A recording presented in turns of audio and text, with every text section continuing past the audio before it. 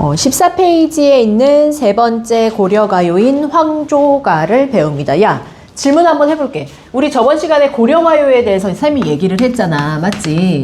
자, 고려가요는 신라시대 이전까지의 아주 태고적부터 시작해서의 노래들을 우리는 고려가요라고 한다고 했어. 그치? 근데 그때 당시에 글자가 없으니까 어떻게 전해졌다고 했지? 말로. 그치, 말로. 입에서 입으로 구비전승 되던 것이.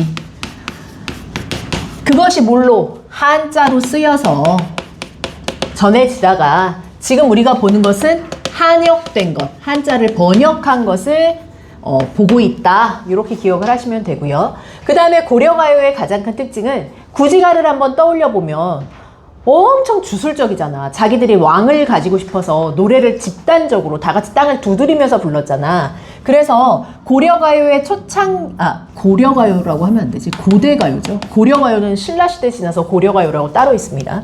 자, 고대가요는 집단이 함께 부르는 주술적인 성격이라든지 혹은 제의적인 제사 지내는 성격이라든지 아니면 노동요로서의 성격이라든지의 특징을 가지고 있었죠. 그러다가 시간이 흐르면 흐를수록 점점 개인의 무엇을 노래하는 감정을 노래하는 개인의 정서를 뭐라고 해서 개인 서정이라고 표현했죠. 서정시의 성격을 띄었다라는 것으로 이해를 좀 해두시면 되겠고요. 그 중에서 우리는 사실상 저번 시간에 가장 주술적인 구지가를 배웠고 그리고 개인 서정으로 넘어가는 과도기적인 작품인 공무도화가를 배운 거예요. 그리고 오늘 우리가 배울 것은 황조가인데 이걸 먼저 배우는 이유는 앞에 있는 문제풀이에 좀 더 이 황조가를 알아야지 푸는 문제가 있으니까 그거 한번 연습해 보면서 같이 나가보겠습니다. 자, 황조가라는 시를 만났어요. 뭐 고전이 됐든 뭐가 됐든 시에서 말하는 이는 뭐라고 부른다? 뭐라고 부를 거야? 화자. 우리 화자 찾아볼 거야. 그래서 화자가 어떤 상황인지 먼저 보세요. 그리고 그 화자의 정서를 읽어볼 겁니다. 그리고 표현 방법은 각자 모두에게 시킬 테니 각자 두세 가지 이상 찾을 수 있으면 찾을 수 있는 대로 한번 찾아보겠습니다. 보통 이런 고대가요는 배경설화가 있다고 했죠. 자, 이것도 배경설화가 있습니다. 작자 이름이 뭐라고 지어져 있어요? 유리왕. 되게 신기한 거야.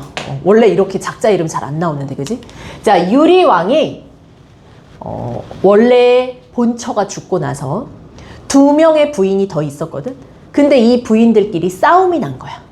그래서 싸우다 한 여인이 자신의 친정집으로 돌아가. 그 여자를 데리러 유리왕이 갔는데 이 여자가 난 다시는 당신 집에 돌아가지 않겠어요! 하더니 깠어. 그래서 유리왕이 집으로 혼자 돌아오는 길에 외롭고 쓸쓸한 마음으로 부른 노래가 바로 이 황조가더라 랍니다. 아시겠죠? 자, 시를 한번 봅시다. 민홍이 낭송해줘.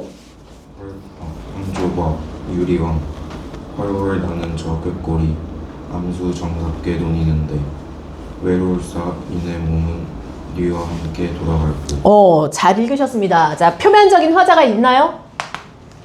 누구? 유리왕이라는 말로는 우리는 알 수 없지. 화자는 시 안에서 찾으려면 이 내 몸은 할 때 나라는 화자가 나왔습니다. 자, 화자의 상황은 지금 어떤 상황이냐면 뭘 보고 있어요? 꾀꼬리를 뭐 했어요? 봤어요. 그치? 근데 이 꾀꼬리를 보고 뭘 느끼는지 한번 봅시다. 훨훨 나는 저 꾀꼬리. 이 꾀꼬리는 암수가 서로 어때? 정다워. 막 행복해. 근데 외롭구나. 어머, 정서가 직접적으로 어떻게 됐어? 표출됐죠. 외롭다라는 정서가 굉장히 직접적으로 표출됐습니다. 외롭구나. 이 나의 몸은 이라고 했어. 그럼 나는 사랑이 깨져서 굉장히 외로운 정서야. 얘들아, 질문 한번 해볼게. 나랑 꾀꼬리는 지금 서로 어떤 상황이에요? 반대되는 상황이네요. 자, 그럼 우리는 이런 것을 상반되는 시어를 보여줌으로써 나의 외로움을 강조하는 거잖아요. 이런 게 뭐예요? 대조적인 표현, 대조적 시어라고 합니다. 자, 대조의 방법으로 상반되는 나는 외로운데 쟤는 행복해 라는 정서가 표현이 잘 됐죠. 자, 그 다음에 우리 친구들이 혹시 여기서 찾을 수 있는 표현들이 있는지 한번 물어볼게요. 한 번씩 찾아봅시다. 제일 먼저 찾는 사람이 제일 유리할 거 아니야. 여학생에게 먼저 한 명밖에 없으니까 기회를 주겠어. 소율아, 표현 방법 혹시 찾을 수 있는 거 있어?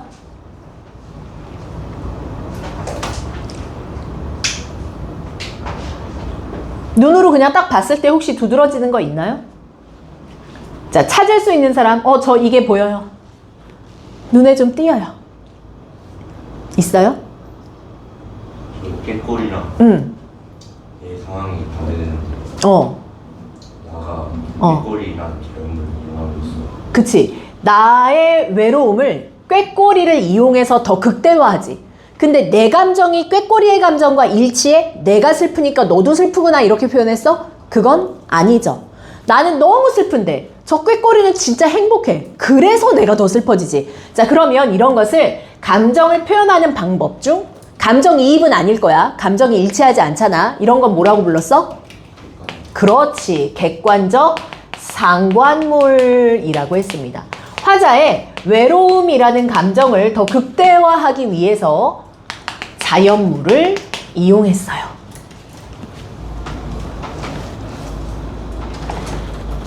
자, 그 다음 훨훨.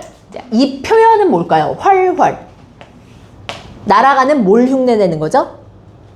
모양을 흉내내는 말이에요. 그치? 우리는 중학교 때까지는 소리 흉내내는 말은 의성어, 모양 흉내내는 것은 의태어라고 배웠을 거야.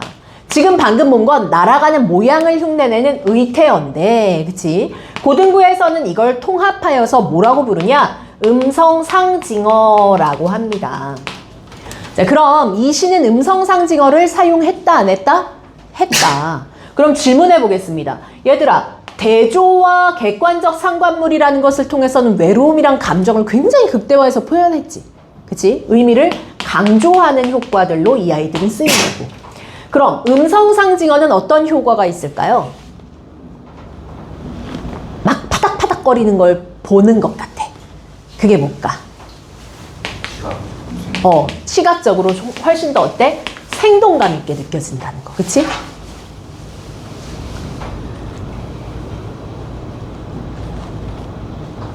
객관적 상관을 다시 설명해주시면. 객관적 상관물, 화자의 감정을 극대화하기 위한 방법 중에 하나야. 근데 자연물을 이용하는 거지. 그지? 근데 감정이 이입되는 건 내가 슬프니까 내 감정을 저 자연물에 이입해서 너도 슬프다라고 표현을 하는 거지만 객관적 상관물은 화자의 감정과 객관적이야, 말 그대로. 화자의 감정과 일치하진 않아. 하지만 저 대상을 보면서 내가 내 감정이 더 극대화되지. 그게 객관적 상관물. 상관은 되는 거야. 내 감정을 더 극대화시키니까. 됐지? 그 다음에 요거 한번 보세요. 훨훨 나는 저 꾀꼬리. 꾀꼬리를 먼저 보지.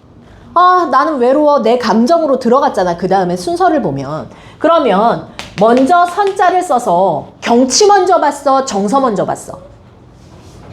그렇지. 경치 먼저 표현했지. 그럼 선, 경. 그치? 후에 나의 정서를 표현하죠. 그래서 이런 것을 선경, 후정의 구조다라고 합니다.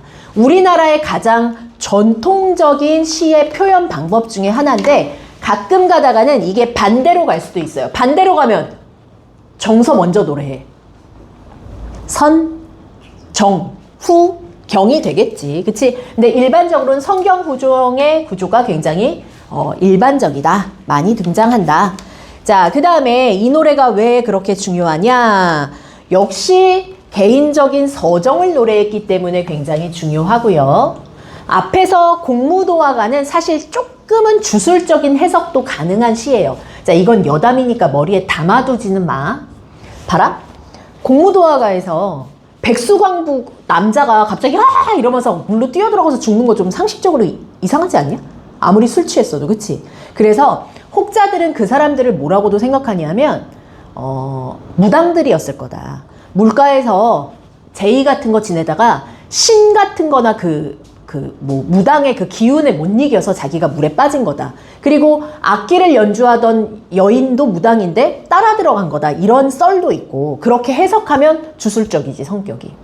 그 다음에 이게 사실 상징하는 바가 있다. 이 머리가 하얗게 새서 취해가지고 물에 빠진 그 사람은 아마 술을 관장하는 주신일 거다. 그리고 악기를 노래를 부르면서 따라 들어간 그 여인도 아마 진짜 인간 존재가 아니라 신적 존재, 음악을 다스리는 악신이었을 거다. 그래서 아마 이건 아마 신들을 노래하는 노래일 수도 있다. 뭐 이렇게 얘기하기도 하거든. 그런 식으로 좀 주술적인 해석도 약간 가능해. 공무도화가는. 이건 여담이야. 이걸로 막 테스트 나오고 이런 개념은 아니야. 그런데 황조가는 어때요?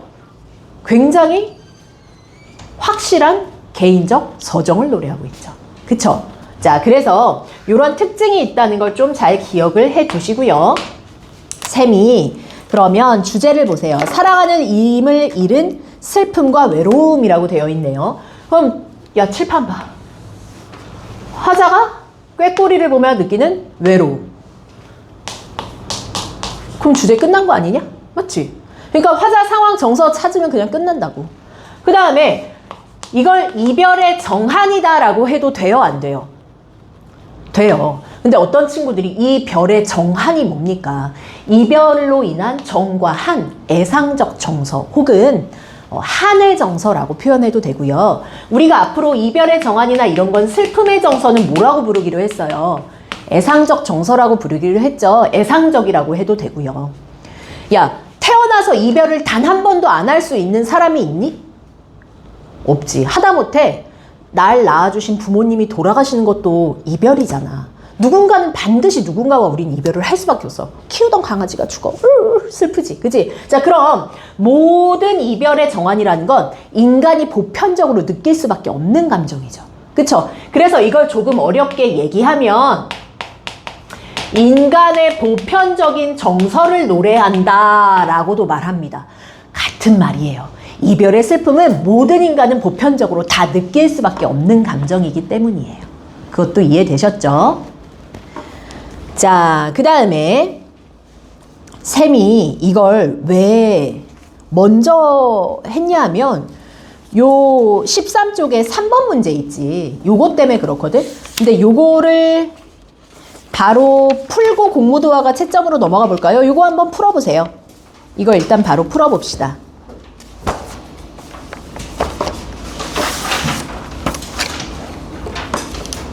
궁금한데 아까 공무원하다 주술적으로도 해석할 수 있다고 하셨잖아요. 그럼 시험에서는 아니 절대 안 돼. 쌤이 아까 얘기했잖아. 이건 여담이야 라고. 그거는 그럴 수도 있다는 거지 그렇게 해석한다는 아니야. 이해됐지? 내신형으로 가서 문항을 푼다면 그건 개인 서정시로 이해하는 게 맞아.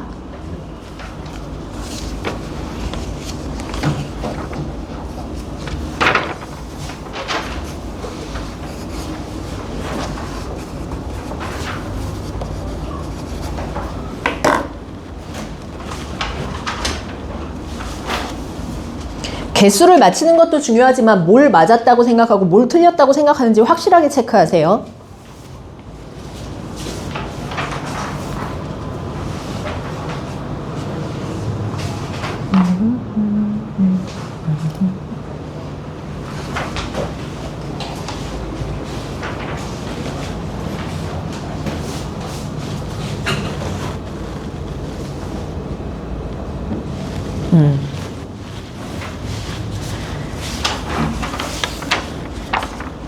자, 1번부터 구지가 1번부터 한번 답을 불러볼게요. 1번에 4, 2번에 4, 3번에 몇 번이야? 2번 한 사람 손? 여기로 제일 많이 틀리더라. 근데 답은 일단 2번은 아니거든. 뭐가 맞고 뭐가 틀리는지를 한번 보자. 자, 공통점 한번 보세요. 구지가가 개인적 서정시예요? 아니죠. X. 한역으로 전하는 고대가요는 두 개의 공통점 맞고요. 두 번째, 자연물이 핵심 소재. 구지가에서 자연물 뭐 나와? 거북이. 여기에서는 꾀꼬리. 그러니까 얘는 맞겠지. 그치? 그 다음 그 밑에 특정 집단에게만 향유될 수 있는 노래다. 구지가는 특정 집단에게만 향유되겠지. 왜냐하면 그 집단에서 우두머리를 원하면서 부르는 노래니까. 맞죠? 자, 그 다음 황조가는 인간의 보편적인 감정을 노래한다. 얘가 바로 이별의 정화, 보편적 정서다. 이것도 맞아요. 자, 그런데 여기서 선생님은 오늘 대화체라는 것과 독백체라는 것에 대해서 조금 설명을 하고 가겠습니다. 밥 먹었어? 나 지금 대화체 했어? 독백체 했어? 왜 독백체라고 생각했어? 그 주어가 없어서. 주어가 없어서? 그럼 나는 밥을 먹었다. 주어가 생겼어. 독백체야, 대화체야? 백체. 독백체. 자, 애들이 지금 막 헷갈릴 거야. 잠깐만, 이거 독백체 같기도 하고 대화체. 이거를 가르는 제일 중요한 키워드는 종결어미의 말투를 보면 안 돼. 뭐뭐 했느냐, 뭐뭐 했도다, 뭐뭐 했어? 라는 끝을 보는 게 아니라 대화체인지 독백체인지를 가르는 제일 중요한 키워드는 청자 설정이 되어 있느냐 없느냐야. 청자가 설정되잖아. 그러면 그건 대화체. 청자가 설정되어 있지 않다? 그럼 그것은 독백체입니다. 자, 무슨 얘기냐? 밥 먹었어? 로는 청자가 없지 지금 내 말에. 근데 만약에 여기에 주어나 너는 지금 어디에 있는가? 주어니라는 청자를 설정했잖아요. 그러면 그건 대화체가 되는 거예요. 이해되셨죠? 그래서 대화체에서는 일반적으로 도노법이라든지 누군가를 호명하는 경우가 있겠죠. 그대여, 어머니 뭐 이런 식으로 부름이 있겠죠. 그리고 청자가 설정되어 있으면 대화체 혹은 말을 건네는 방식이다 라고 표현을 합니다. 됐어요? 자, 그러면 굳이 가는 독백체가 아니죠. 왜? 거북이한테 말 걸었잖아. 그치? 의인법이기도 하지만 말 건네는 방식 대화체가 사용된 거고요. 그 옆에 황조가는 나 누구랑 돌아가지? 근데 꾀꼬리한테 말 걸진 않았잖아. 그치? 딱히 청자가 설정되어 있지 않기 때문에 얘는 대화체가 아니라 독백체입니다. 이렇게 하면 세 가지가 틀려 있죠. 그래서 3번으로 가는 거예요. 오케이. 자, 그 다음에 4번에 뭐로 했는지 한번 볼까요? 4번에 수연이 뭐로 썼어? 수연이 오늘 안 왔지 참. 성준이 뭐로 썼어? 우두머리. 왕이나 우두머리, 임금. 그러면 다 맞았다고 해주시고요. 5번을 한번 봅시다. 5번 네모 박스를 보세요. 보기. 이 집 터가 어떤 터냐 좌우로다 살펴보자. 에이 헤이 에이 헤이 막 후렴을 하면서 같이 노래를 하지. 이 집 지은 지 3년 만에 부귀 공병 물론이고 하면서 논매기 노래라고 돼 있죠. 자, 그럼 칠판 봐. 논매기 노래랑 얘랑의 공통점은 뭐겠어? 바라는 거. 집단이 부른다. 뭔가 바라는, 소망하는 것이 있다. 혹은 노동하면서 부르는 노동요이다. 논을 매면서 부르는 노래니까. 그치? 이 정도의 공통점을 잡아주면 좋겠습니다. 자, 그리고 체크를 다 한 친구는 앞으로 넘어가서 공무도화가에 대한 답을 한번 맞춰볼게요. 1번에 페이지 11페이지예요. 2, 1, 3번 네모박스 시 설명 잠시 하고 풀이할 시간 드립니다. 자, 칠판 봐봐. 여기 네모박스에 뭐라고 되어 있냐면 대동강 넓은 줄 몰라서 라고 되어 있지. 아즐가를 선생님이 왜 안 읽냐면 얘들아, 아즐가 이거는 랄랄라 이런 식으로 아무 뜻도 없는 그냥 여음구야. 그러니까 여음구나 조음구는 빼고 읽을게요. 뜻이 없어요, 얘는. 대동강 넓은 줄 몰라서 배내어 놓았느냐 사공아. 자, 지금 누구한테 말 걸고 있는 거야? 그럼 이 시는 누구한테? 사공한테. 이해됐지? 자, 사공아. 그 다음 니각시 바람난 줄 몰라서 넓은데 배를 태워서 띄웠느냐 사공아. 이러지. 자, 지금 이 시에 설명 들어갑니다. 칠판. 화자는 사공이 배를 띄워서 사랑하는 사람을 태우고 대동강을 건너가는 것을 지금 뭐 하고 싶은 거야? 막고 싶은 거야. 그러니까 마음은 급한데 님은 붙잡고 싶어도 님은 붙잡지도 못하고 누구한테 지금 대신해서 원망을 하는 거야? 사공한테. 그러면서 뭐라고 해? 야! 너희 집 부인에 지금 바람났어. 야, 너 지금 배 띄울 때 아니야. 빨리 집으로 들어와. 이 넓은데 왜 배를 띄우고 지랄이야! 막 이러면서 이제 뒤에서 애타하는 상황인 거야. 오케이? 그 다음에 여기로 건너가면은 이 남자가 내리면 여기 동네에 가서 딴 여자 만날까봐 불안해하는 정서가 그 다음에 나와요. 계속 볼 거예요. 마지막 중에 뭐래? 대동강 건너편 고즐려라고 돼 있죠. 이 고즐려는 한마디로 꽃을 의미합니다. 꽃을요. 배 타들면 꺾으리이다. 너 꺾을 거잖아 라는 표현이라고 생각하시면 돼요. 근데 옛날에 이 꽃을 꺾는다는 것은 여성을 만난다, 여자랑 사귄다라고 생각하면 너희 세대가 좀 쉬울 것 같아. 자, 그러면 봐. 지금 이 화자는 사랑하는 님이 배 타가지고 떠나가서 다른 여자 만날까봐 뭐 하는 정서야? 질투, 불안, 그치? 걱정, 근심, 그런 정서를 지금 표현한 노래를 한 편 배운 거야. 자, 그런 후에 3번의 문제를 한번 풀어보세요. 풀리는지 봅시다.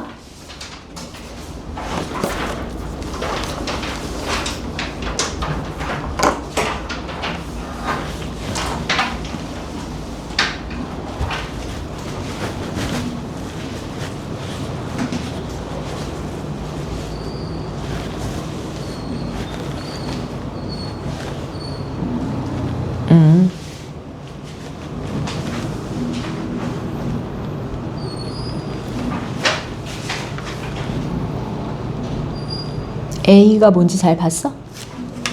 A가 뭐지? 이때 물은 무슨 상징적 의미 가지지? 불안해하는 불안해하는 정서? 물을 건너지 마오. 이미 그의 물을 건넜지. 그때 물은 이별을 의미하는 거 아니었어? 물에 빠져 돌아가시니 할 때 물은 뭐였지? 죽음을 의미했잖아. 그지? 그러니까 내가 뭘 찾아야 되는지를 먼저 잘 잡아야지 뒤에서 뭘 찾을 수 있는 거지. 그쵸? 자, 그러면 몇 번으로 갈 것 같아요? 몇 번으로 했어? 저는 2번. 2번으로 했어. 사공, 원망의 대상. 그러면 다시 A의 이미지가 뭐지? 이별. 그치, 이별이지. 그럼 나랑 사랑하는 사람을 가로막는, 단절하는 혹은 이별하게 하는 소재를 찾아야 되잖아. 상징적으로. 그치? 그럼 뭘 찾는 게 더 적합하겠어요? 1번. 그렇지. 대동강으로 가는 게 좋은 답이겠죠. 그쵸? 자, 그 다음에 4번. 슬픔과 탄식이 집약된 곳, 이별의 한이라는 주제가 드러나는 곳. 여기는 뭐 체념적인 정서 드러나는 곳 찾는 게 제일 적합하니까 가시님을 어찌할꼬 부분을 찾았으면 좋은 답입니다. 자, 11쪽에서 혹시나 질문하고 싶은 문항 있나요? 내가 씨가. 네 각시. 그러니까 사공의 각시. 너의 각시. 너의 각시 바람난 줄 몰라서 라는 뜻이야. 이거 너의 비는 뭐예요? 넓은 데에 배, 넓은 곳에 배를 연진다가 띄웠느냐라는 뜻이에요. 근데 지금 이 시에서 너무 집중하지 마. 어차피 우리가 이거 지금 우리 고전 배우고 있잖아. 이거 배운 다음은 신라시대 노래 향가 몇 개 배우거든? 그 다음 배우는 게 얘야. 서경별곡은 고려가요에서 제일 중요한 탑티어 중에 하나예요. 또 질문. 1번에 2번에. 1번에 3번 선지에서 그냥 물이 그냥 상징으로만 쓰이고 그렇지, 그렇지. 물이 슬퍼한다는 정서가 있어, 없어? 물의 감정이나 물의 정서에 내 감정이 이입된 게 있어, 없어? 없지. 그러니까 감정의 이입은 아니고요. 상징적인 소재로만 기억하시는 게 좋아요. 2번에 5번에서 조선 사람이 고조선 사람을 말하는 거예요? 그렇다고 볼 수 있지. 그러니까 여기서 말하는 조선 사람은 우리나라 사람을 얘기하는 건데 이거 한국 문학의 범주를 한번 잠깐 설명해 줄게. 왜냐하면 이번 문제는 사실 국문학의 범주를 물어보고 싶어 하는 문제거든. 야, 우리나라 문학이라고 하려면 일단 대상이 누가 썼어야 돼? 우리나라 사람. 표현은 뭘로 돼 있어야 되냐면 우리나라 말로. 뭐 어떤 내용을 담아야 돼? 라고 하면 우리 민족의 민족적인 정서를 담은 거. 이거야. 그러니까 이제 여기서 이런 문항이 나온 거거든. 국문학의 범주를 얘기할 때. 근데 우리나라 말이라고 하면 한자로 된 건 그럼 다 우리나라 문학이 아니냐. 근데 그러기에는 얘들아, 우리나라가 글자가 있었어, 없었어? 없었지. 그러니까 여기에서 한자로 표기된 것은 우리말이 뭐가 없었기 때문에? 문자가 없었기 때문에 문자를 뭐 했을 뿐이야? 빌려서 썼을 뿐이지. 그치? 그렇기 때문에 우리나라 말이 창제되기 이전에 한자로 표기한 것도 전부 다 우리나라 문학의 범주에 들어요. 지금 얘도 구비전승되다가 한자로 기록되어 있잖아. 그지? 근데 우리나라 문학 아니라고 하면 우리나라 문학은 조선시대 중기 이후부터 거밖에 없는 거야. 말이 안 되잖아. 그지? 그래서 이것도 전부 다 우리나라 문학의 범주에 들고요. 글자가 안 돼 있어도 구비전승된 것도 우리나라 문학이고요. 그리고 신라시대의 향가처럼 한자의 의미나 뜻을 변형해서 빌린 것도 전부 다 우리 문학이라고 생각을 합니다. 그렇기 때문에 1번이 틀린 거예요. 한역됐잖아. 이거 한자로 쓰여 있잖아. 그러니까 우리나라 문학 아니지 않아? 얘가 틀린 거야. 그래서 이해됐어요? 자, 그 다음에 황조가는 과제로 해오시고요. 현대시로 좀 넘어가 보겠습니다. 현대시 뒤로 찹찹찹 넘어가서 어디를 보시냐 하면 그렇지. 58페이지에 진달래꽃이라는 시를 나가보겠습니다. 아까 선생님이 혹시 우리나라 고유의 정서, 민족적 정서 혹은 보편적 인간의 정서가 뭐라고 했지? 기억나요? 이별의 정한. 그치? 그럼 지금 이 시야말로 이별의 정한을 가장 잘 드러내는 시 중에 하나입니다. 야, 그런데 나는 오늘 진달래꽃이라는 이 시 자체보단 김소월이라는 시인 자체에 집중하고 싶어. 진달래꽃 교과로 배웠던 사람 손들어. 저희 교과서로 했었어요. 시험 대비 한번 했어요. 어느 학교지? 명예중학교. 명일? 너는? 같은 학교였어? 소율이 손든 거 아니야? 아니야? 명일만 교과에 있었니? 생각보다 그럼 김소월 씨는 한 편도 안 배운 거야 너네? 중등 과정에선? 학습지에서는 봤어. 학습지에선 봤어. 자, 김소월이라는 시인이 이 진달래꽃이라는 시를 썼기 때문에 유명한 건 아니지만 우리나라의 전통을 제일 잘 계승한 시인으로 고등학교 교과서에 자주 등재를 해요. 물론 모의고사에서도 워낙 잘 나오는 사람이기도 하거든요. 자, 전통을 얼마나 잘 계승했길래 그런 이야기를 하는가. 얘들아, 우리 아까 얘기했잖아. 우리 민족의 보편적 정서. 무슨 정서라고 했어? 한의 정서 혹은 이별, 슬픔, 이별의 정과 한을 가장 잘 표현한 사람이 바로 김소월이다. 김소월이 활동했던 시대는 1920년 일제강점기인데요. 생각해봐. 이때 당시는 조선이 끝난 지 얼마 안 됐을 때지. 그치? 그리고 이때 당시에만 해도 이별했을 때 막 순종적이고 상대를 기다리고 헌신하고 희생하는 게 남자의 몫이었을 것 같아? 여자의 몫이었을 것 같아? 대부분. 이때 당시에. 조선시대 영화 같은 거 혹시 본 적 없어요? 그때를 배경으로 하는 거? 여자가 막 앞자 나서서 어디 여자가 일하는데 남자가 끼어들어? 뭐 이런 거 봤어? 없잖아. 조선시대 때는 남자의 무조건 어디에서 걸어야 돼? 뒤에서 걸어야 되지. 그치? 눈도 한 발은 못 마주쳐. 심지어는 남자는 하늘, 여자는 땅이라고까지 표현했던 시대잖아. 그렇기 때문에 이별의 정한을 얘기할 때 대부분은 화자가 남자로 설정됐겠어? 여자로 설정됐겠어? 여자로 설정되어 있어요.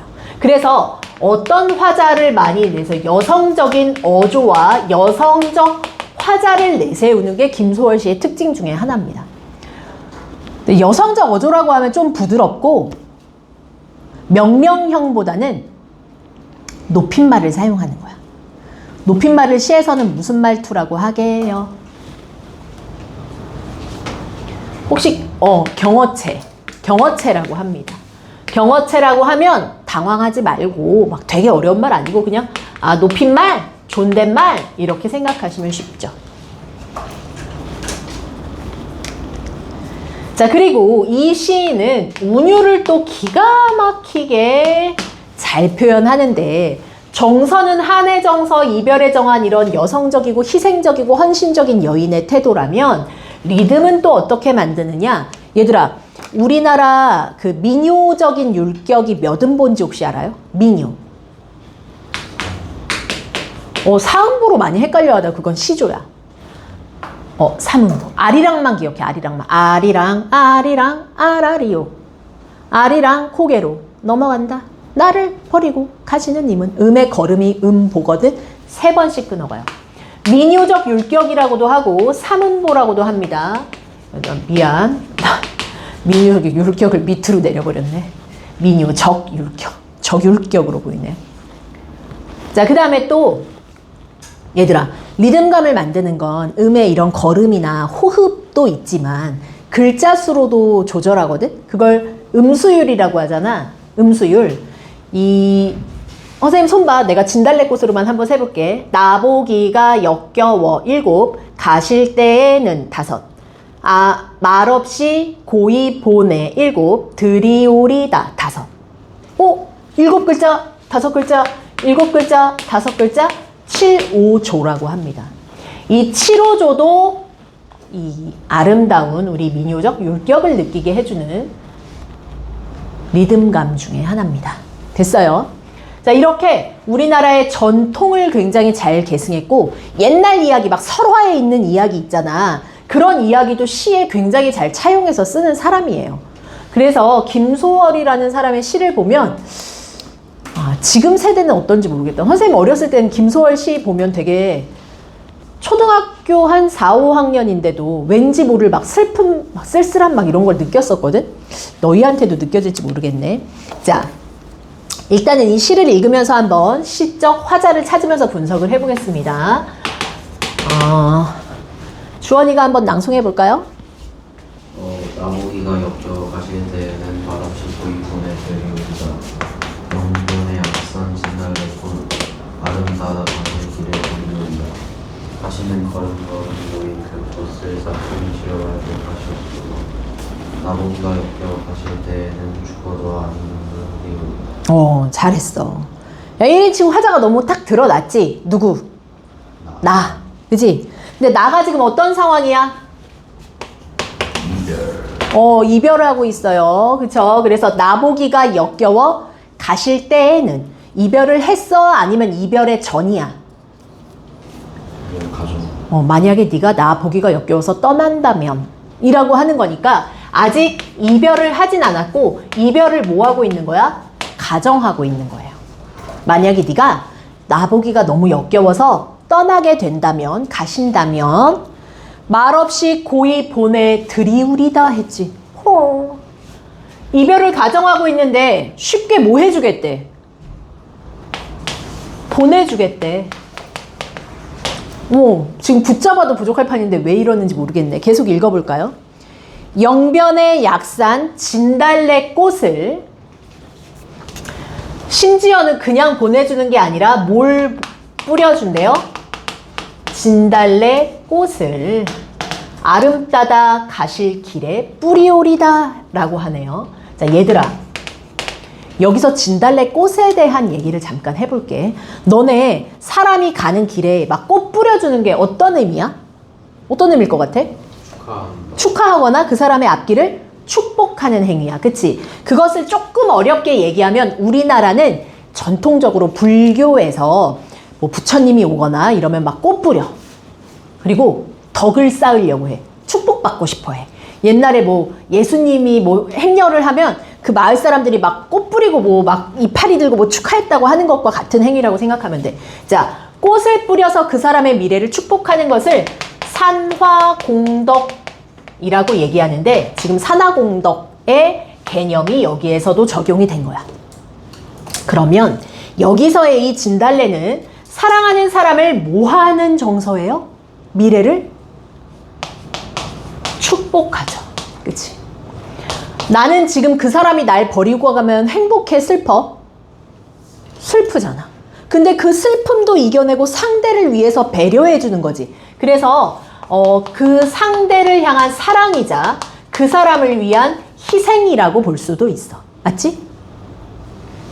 그리고 이 진달래꽃은 또 어찌 보면 나 자신을 던져서 나를 짓밟고 가서 너의 미래가 행복하다면 널 위해 내가 밟혀주겠어 라는 의미라면 화자 자신의 화자의 분신이라고도 생각할 수 있습니다. 한마디로 이 진달래꽃이라는 것은 화자의 사랑을 형상화한 상징적 소재다라고 말할 수 있겠죠. 그쵸? 자, 그럼 하나를 물어볼게. 지금 이 시에서 여기까지만 보고 드러난 정서를 한번 확인해 보세요. 현우야, 어떤 정서? 일단 이별에서 뭐 한 정서야? 슬퍼, 기뻐? 슬퍼. 그러니까 어떤 정서야? 지금 이별의 정한이야. 그치? 근데 그러면서도 사랑하는 사람을 위해서 끝까지 모든 걸 다 내어주겠다는 어떤 태도까지도 볼 수 있어? 희생적인 태도라고도 할 수 있어. 조금 어렵게 얘기해 볼까? 나는 고통스러워도 그것을 이겨내는 자세잖아. 그래서 사실 그 모의고사에선 이런 걸 인고의 자세, 인고가 뭐예요? 고난을 인내하고 이겨내는 자세라고 하거든. 그래서 인고의 자세가 드러난다라고 해도 맞습니다.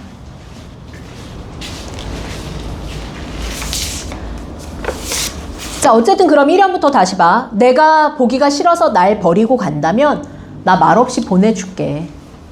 영변의 약산 진달래꽃을 한아름 따서 너의 가는 길을 축복하고 너를 위해서 내가 희생할게 라는 표현인 거야. 됐죠? 그 다음 3연 가시는 걸음걸음 놓인 그 꽃을 사뿐히 들여밟고 가시옵소서. 야, 너 그 꽃 다 밟고 가. 나를 들여밟고 가서라도 네가 행복하다면 나는 괜찮아 라는 정서야. 굉장히 희생적이고 인고의 자세가 드러나죠. 그 다음 마지막 나보기가 역겨워 가실 때에는 죽어도 눈물 흘리지 않을 거야. 얘들아, 진짜 안 슬프다는 뜻이야? 아니지. 사랑하는 사람이 떠나서 너무 슬픈데 그것을 이겨내고 억누르고 절제하는 거야.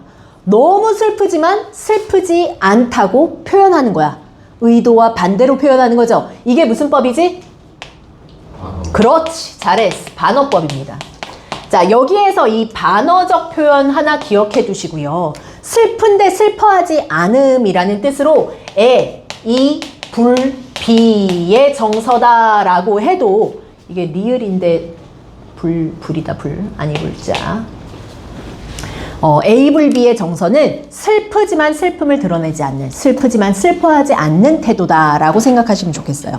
자, 셈은 일단 핵심적인 딱 두 가지의 표현 방법만 잡았습니다. 그럼 나머지의 시적 표현 우리 친구들이 좀 고민을 한번 해보세요. 어떤 시적 표현 방법이 보이나? 한 3-4개 찾을 수 있겠지?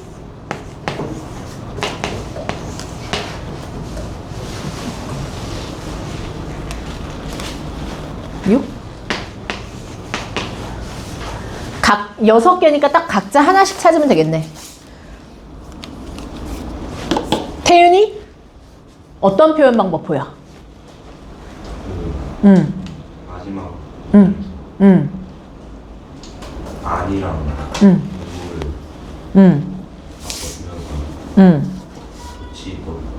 도치법? 아, 눈물을 아니 흘리다에라서 도치법 생각한 거야? 근데 부정문은 사실 좀 자리가 자유로운 편이거든? 그러니까 안 부정문, 못 부정문은 자리가 원래 좀 자유로워.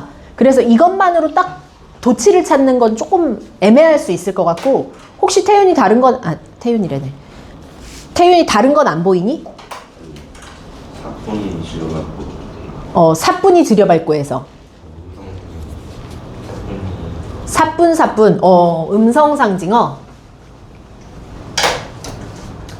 혹시 이거 수미상관은 아니죠? 셈이 봐봐 태윤아, 사뿐이면 음성상징어가 맞아. 근데 사뿐히라고 돼 있잖아. 그럼 그때는 음성상징어가 아니라 부사어로 바뀌어. 근데 이건 너무 문법적인 거라서 사실 크게 중요하진 않지만 태윤이가 생각한 것처럼 사뿐이라고 하면 음성상징어는 맞아. 근데 봐라, 사뿐히 들여밟는다는 이 표현의 앞뒤가 좀 구리지 않냐?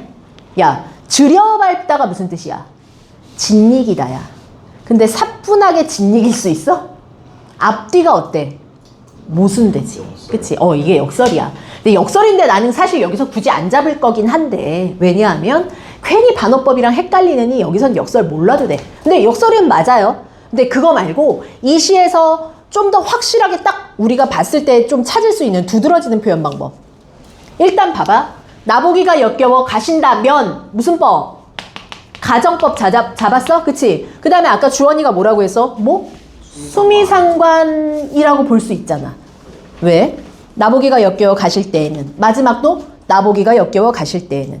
근데 말없이 고이 보내주는 거에서 죽어도 안 올 거야 라고 슬픔이 극대화되면서 슬프지만 슬픔을 참겠어 딱 이랬잖아. 근데 왜 아니라고 고민했어? 마지막 줄이 좀 달라서. 네, 마지막. 그치? 자, 그걸 내가 설명해 줄게. 지금 방금 그 표현은 수미상관은 맞아요. 근데 시에서 이제 고등부에 올라와서 만나는 시들은 수미상관이라고는 해도 첫연이랑 끝연이 거의 비슷하거든? 완전히 똑같진 않아, 근데. 조금씩 달라져 있어. 그래서 이제 이 수미상관이라는 말 자체를 잘 안 쓰고 오히려 또 뭐라고 하냐면 약간 변형해서 노래하는 거잖아. 그치? 그럼 민웅아, 너 혹시 변주와 변용이라는 말 들어본 적 있어? 없어? 앞으로는 요런 말 많이 쓸 거야. 변주와 변용을 통해 이러면 아, 처음이랑 끝이 비슷한데 좀 변형했다고?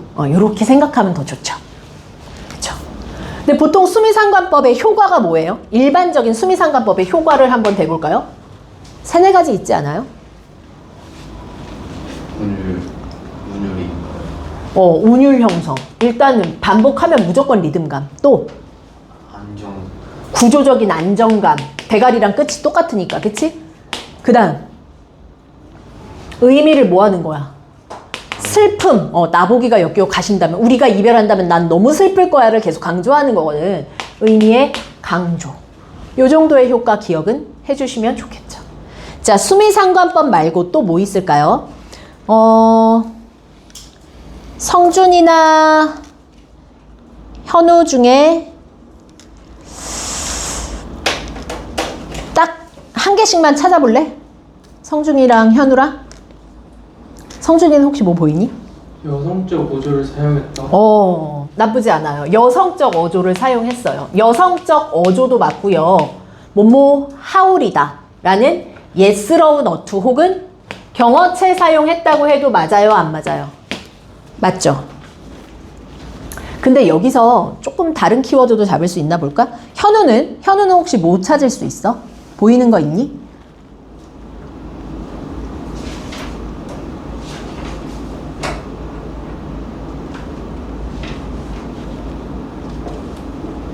노노?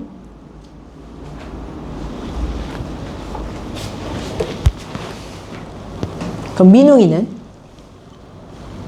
동사구조. 통사구조의 반복. 어디와 어디?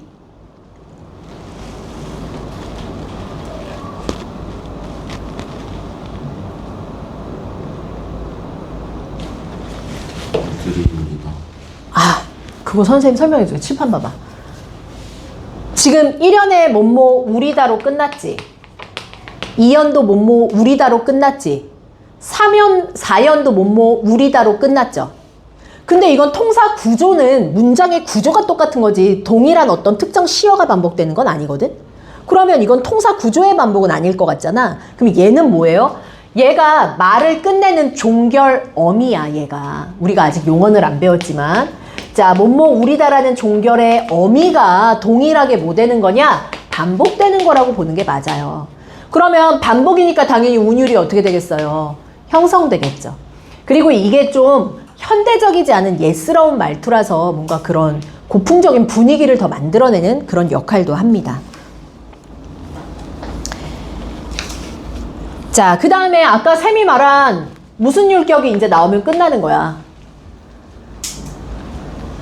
나보기가 띄고 역겨워 띄고 가실 때에는 띄고 몇 음보? 그렇지. 민요적 율격이에요. 이게 바로. 그래서 3음보에 민요적 율격이 나타난다. 혹은 7글자, 5글자 7호조의 음수율이 나타난다. 전부 다 맞는 겁니다. 자, 표현 방법이 굉장히 다양하고 많지만 제일 중요한 것들은 바로 여기에 있습니다. 이별의 슬픔을 희생적인 인고의 자세로 표현했다는 거.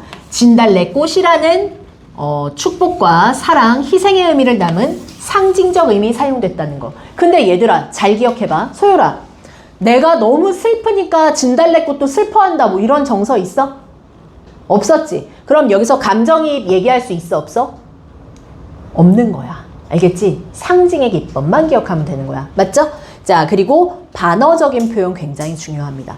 나머지 표현들이 중요하지 않다는 건 아니지만 3년 후까지 너희가 가지고 가서 수능날 내가 이거 수능으로 찔러서 들어간다라고 할 때는 이거 다 어떻게 외우냐. 그지? 이건 지금 훈련의 과정 중에 하나야.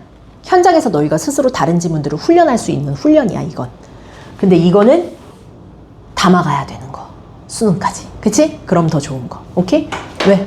그거에다 저 진달래 그 아까 객관적 그거 객관적 상관물이라고 볼 필요도 없어. 왜냐하면 진달래를 실제로 보거나 아니면 진달래를 통해서 자신의 감정이 뭔가 극대화되는 게 아니야. 말 그대로 나의 사랑을 오히려 상징적으로 형상화한 표현이라고 보는 게 맞을 거야. 됐죠? 자, 성격 한번 보세요. 전통적. 당연히 전통적이지. 이 사람의 시는 58페이지. 애상적. 애상이 뭐라고? 호용. 까먹었어? 슬퍼. 슬픔의 정서. 향토적. 왜 향토적이야? 영변이라는 이 구체적인 지명이 나왔다든지 아니면 진달래꽃이라는 실제 뭐 이런 자연물들 나와서 향토적이라고 표현한 거고요. 주자의 승화된 이별의 정한. 특징 1, 2, 3, 4는 읽어보자. 소율이 읽어봐. 자연이 수리상관의 소금적 정서를 미녀조의 삶고 인격에 담는 여성적이고 강렬한 어조입니다. 여성적 어조까지 확인을 해 보았습니다. 잘했어요. 자, 그래서 56, 59, 60쪽을 채점을 이제 해볼 건데 채점하기 전에 너희한테 한 3, 40초를 줄 테니 수업하기 전과 달라지는 답이 있는지를 한번 확인을 해보자. 혹시 내가 보고 수정할 내용이 있다면 수정을 해보실 거고요.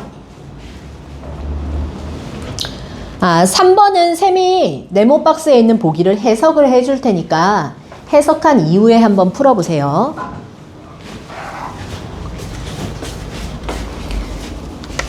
자, 3번의 보기를 해석합니다. 가시렵니까? 가시렵니까? 나는은 X 할게요. 이거 랄라 같은 거예요. 아까도 얘기했죠. 조금꾸입니다. 가시렵니까? 가시렵니까? 버리고 가시렵니까? 위 증질과 세평성대도 뜻이 한 개도 없는 그냥 후렴구라서 패스합니다. 세 번째 줄 봐. 날더러는 어떻게 살라고 하고 버리고 가시렵니까? 오행. 붙잡아 두고 싶지만은 잡사와 두어리만 하느니 붙잡아 두고 싶지만은 서운하면 아니 올까봐. 두 칸 밑. 서러운 님을 보내옵나니 가시는 듯은 가자마자 돌아오소서. 가자마자 빨리 돌아와 주세요 라는 요청으로 끝나는 시입니다. 됐어요? 자, 그럼 이 시의 해석을 했으니까 우리 친구들이 다시 한번 풀어봅시다. 지우지 말걸. 답 맞출 때까지.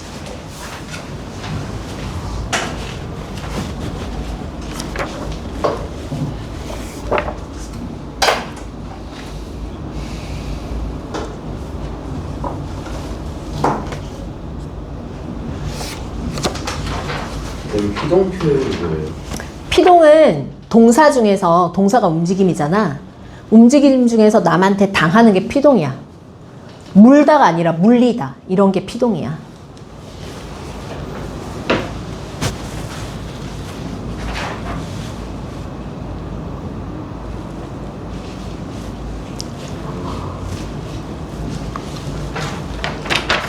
처음에 너네가 해석했던 거랑 유사하게 다 해석이 됐니? 잘? 어때? 잘 된 것 같아? 네. 그럼 인종의 자세가 정확히 뭐예요? 응? 인종의 자세가 정확히 뭐예요? 인종의 자세 아까 여기 써 있었던 거네? 맞지? 아니 인고라고 써줬었구나. 인고가 고난을 이겨낸 거지. 인종도 마찬가지로 역경을 이겨내고 순종하는 자세. 그러니까 인고의 자세랑 인종의 자세랑 같다라고 생각하시면 우리 친구들이 좀 쉽겠네요. 그쵸? 근데 여기에 도치법 없지 않았어요? 도치법? 근데 역설도 아닌 것 같아. 역설이 있기는 있지. 아까 쌤이 여기에다가 필기는 안 했지만 사뿐히 들여밟다가 역설이기는 해요. 근데 쌤이 여기다가 막 역설이라고 이 시에서는 강조를 안 한 이유는 사실 이 반어법이 너무 중요한데 이 시에서 괜히 역설법 같은 거 잡다구리하게 잡았다가 나중에 헷갈려 할까봐 그래. 아니면 죽어도 아닌 눈물 흘리오리다가 역설이 아니라 반어법 아니에요? 거기는 반어지. 그게 역설로 제일 많이 틀리는 문제이기도 해, 실제로. 자, 답을 한번 맞춰볼까요? 1번에 5.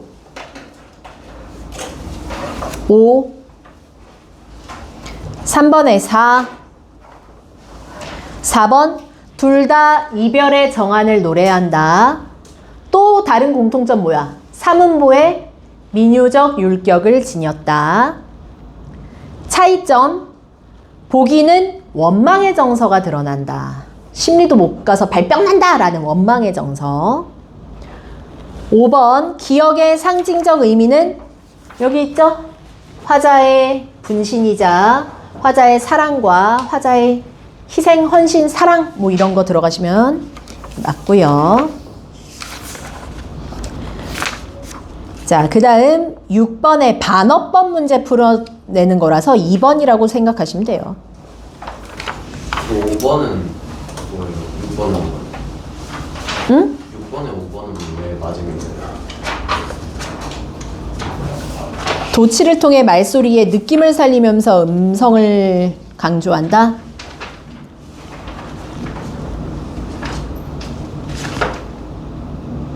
영변의 약산 진달래꽃을 기래. 아까 태윤이가 찾았던 내용 중에 하나가 나보기가 역겨워 가실 때에는 죽어도 아니 눈물 흘리오리다라고 했잖아. 눈물을 흘리지 않겠다가 아니라 아니라는 부사를 앞으로 뽑았잖아. 그러면 거기를 여기에서는 도치로 인식을 해서 도치를 통해 느낌을 살려서 울지 않는다라는 반어적인 의미를 강조한다고 해석한 거야. 도치법도 틀리진 않으니 5번도 맞죠. 근데 틀린 걸 고르는 거죠. 그러면 이번 역설은 틀렸다. 근데 사뿐이에 밑줄 쳤으면 역설이라고 보는 것도 맞아요. 또 질문? 없어요. 자, 진달래꽃 이후에 그럼 장을 넘겨봐. 가는 길 시 보여요? 김소월 씨 시죠?